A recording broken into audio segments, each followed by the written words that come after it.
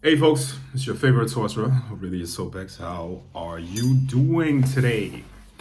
And listen, I want to do a video um, that was inspired by a recent conversation in which I was talking to a, let's say student of mine, and he had a couple of questions that, and I could help him with certain insights that I hope to be able to share with you as well, and hopefully you can make use of that. So the topic of this video is going to be vampiric servitors and transition of power. Okay. Now, what do I mean by that? Well, usually I don't like to talk about vampiric magic too much, not because I think it's absolute taboo, we should never do it, and so on and so forth. No, experience has shown me that,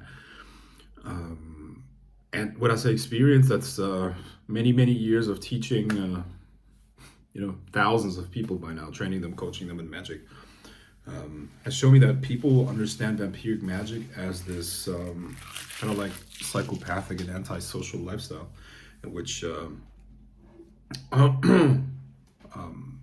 that's just a way of life in which you just vampirize or try to vampirize anything and everything. And at the same time, those people with the people with that approach that I just described usually aren't even capable of doing that, and it's basically just mental masturbation for the most part. So, and that's why I don't like to talk about it. Now, vampiric magic does have a place on the left-hand path, and I'm gonna try to share my understanding of that, and where, according to me, vampiric magic definitely has a purpose on your path. So, what's the definition of vampiric magic? Vampiric magic is the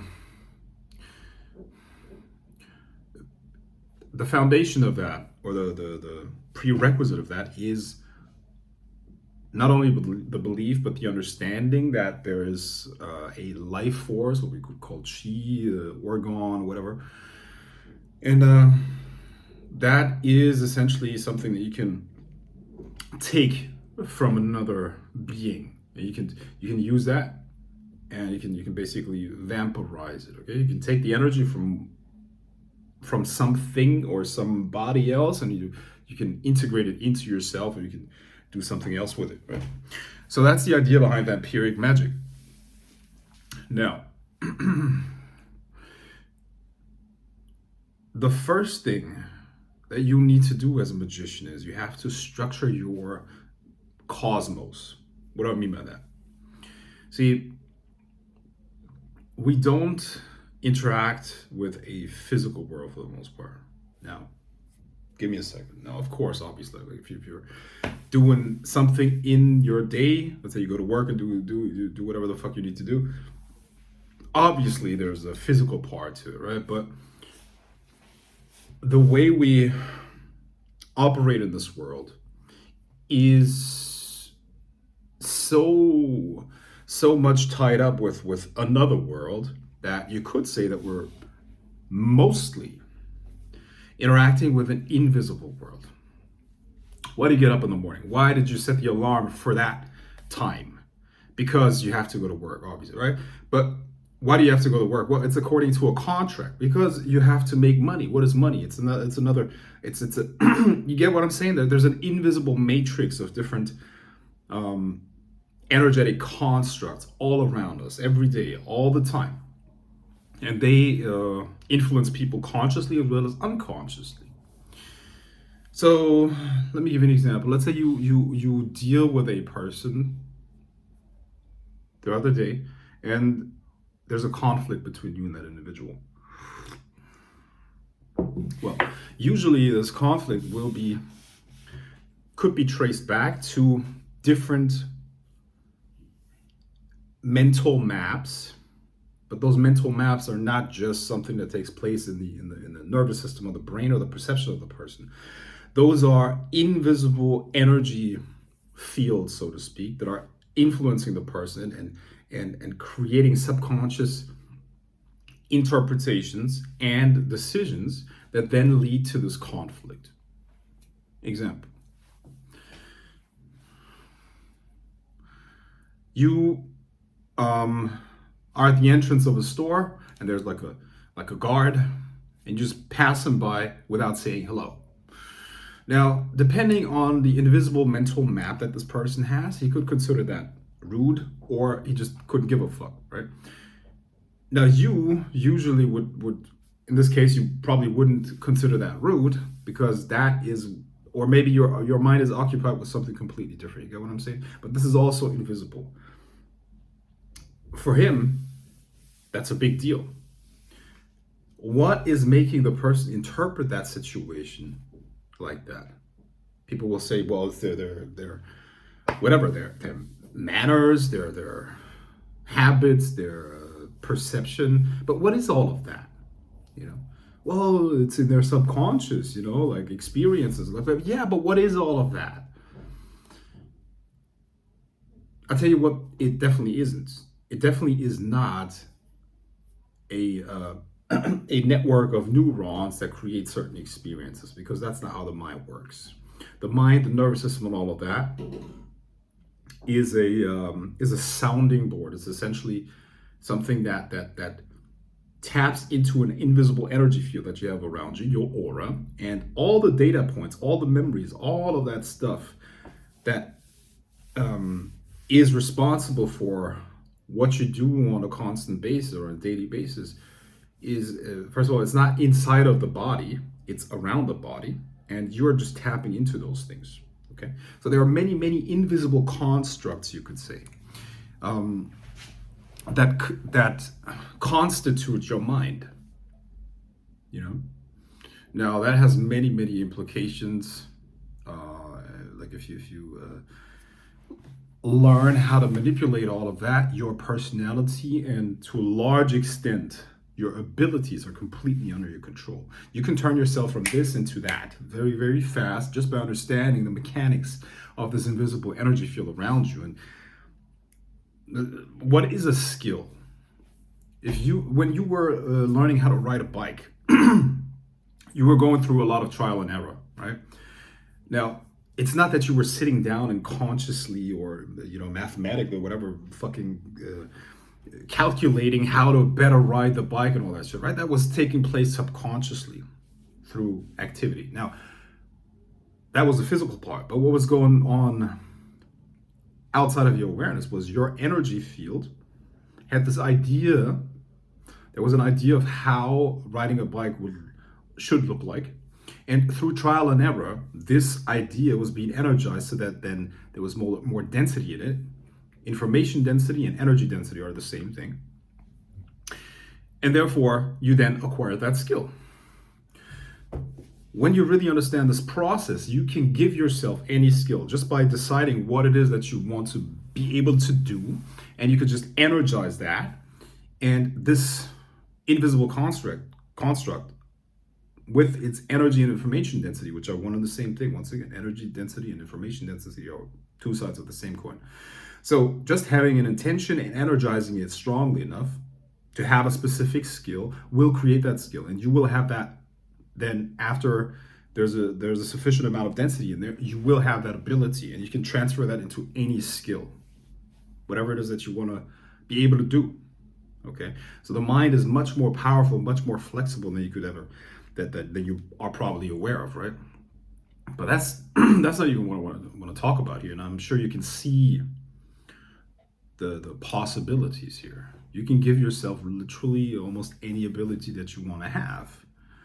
Anything that somebody else can do, you can do as well, basically, because there will be individual differences. I'm not saying that everybody can do what everybody else can do, but I'm sure you're not even at 5% of your potential.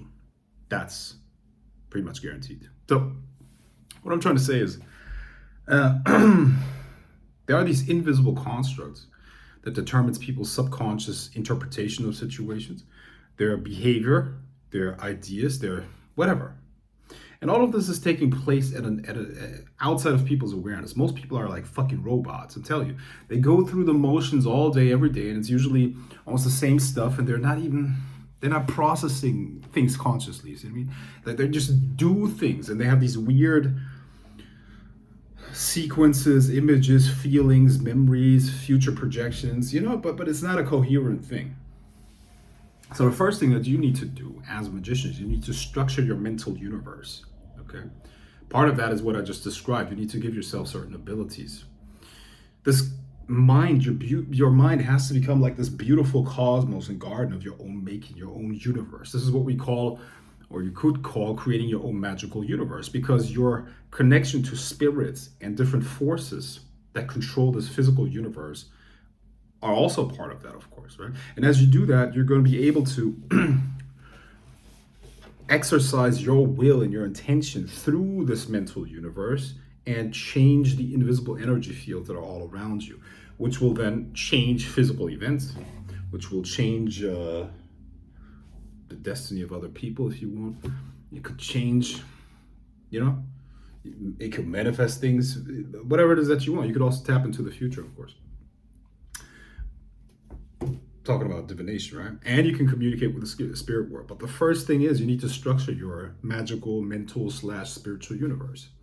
That is extremely important. Now, when we're talking about psychic vampirism in that context, you have to understand that you're not dealing with a person at that point.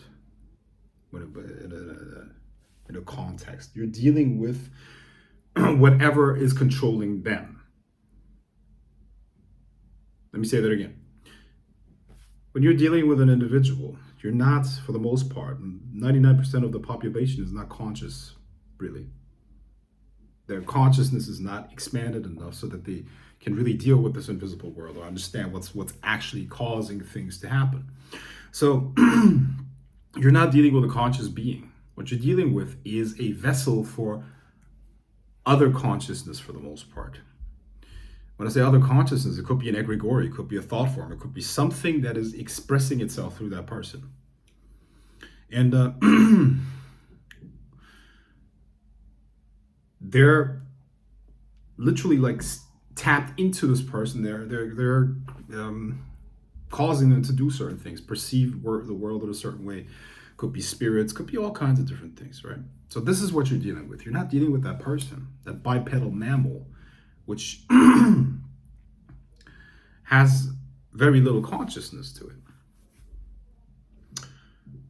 Because this consciousness, which is what the mental universe is, what the spiritual universe is, this aura needs to be built up. It's not just given, It needs to be built up over years with energy, power, and so on and so forth, right? This is why magic takes time to become good at it.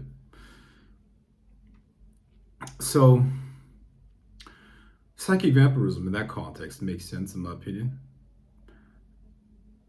Because if you truly understand that and not just try to tap into the life force of that person, but you understand that there's a whole another story going on, it definitely makes sense to essentially replace the force that is controlling them and replacing it with your influence. But what are you now? What are you? Are you going to use that energy to feel better? Now, I'll tell you what, if you don't do that step that I just mentioned, where you structure your own mental universe in that way, where you're in touch with your daemon and your own voluntarily chosen thought forms there, it's just going to be a waste of energy. So, how does psychic vampirism on your spiritual path really make sense? Now, you're going to run into conflicts, you're going to run into obstacles all the time. Based on what I just said, you understand now that there's always another dimension there. So it's not just that thing that's happening, it's actually something else that you could vampirize, and you could transfer that energy into whatever your agenda is. So you basically understand that there's an invisible game going on, and you can transfer the power from whatever is opposing your agenda and transfer it over into your agenda, so to speak. This is mental alchemy. This is turning shit into sugar. This is antifragility, if you're familiar with that concept, right? Nassim Taleb, look it up. It's a great concept that applies to the mental universe, the physical universe, and systems dynamics in general. Anti-fragility. This is how you become spiritually anti-fragile. And at that point, yes, vampiric magic definitely makes sense. But I'm sure, based on what I just said in the video that you watched, I'm sure you can understand why I don't like to talk about vampiric magic so much. Not because I don't use it, nor practice it, or don't see the value in it. No, I absolutely do. However, there's a lot more to it than just, oh, I'm just this big bad guy, or oh, I'm this evil kid that's been bullied all their life, and now I just want to take revenge at the world and all that shit, right? This is like baby shit. It's fucking, you get what I'm saying? Like all these weirdos that just